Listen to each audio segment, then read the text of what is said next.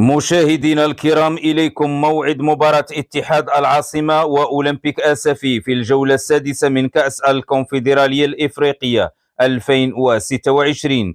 لكن قبل البدء في التفاصيل لا تنسوا الاشتراك والإعجاب بالفيديو ليصلكم كل جديد. يستقبل فريق اتحاد العاصمة الجزائري نظيره أولمبيك آسفي المغربي في الجولة السادسة من كأس الكونفدرالية الإفريقية 2026 يوم السبت 14 فبراير 2026 على أرضية ملعب 5 جويلية. يحتل فريق اتحاد العاصمة المركز الأول في جدول ترتيب دوري أبطال أفريقيا في المجموعة ألف برصيد 13 نقطة، وأولمبيك آسفي يتواجد في المركز الثاني برصيد 12 نقطة.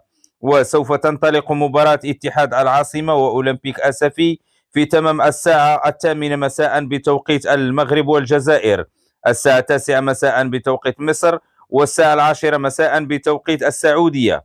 وسيتم نقل مباراة اتحاد العاصمة وأولمبيك آسفي مباشرة عبر قنوات بي إن سبورت القطرية إن شاء الله.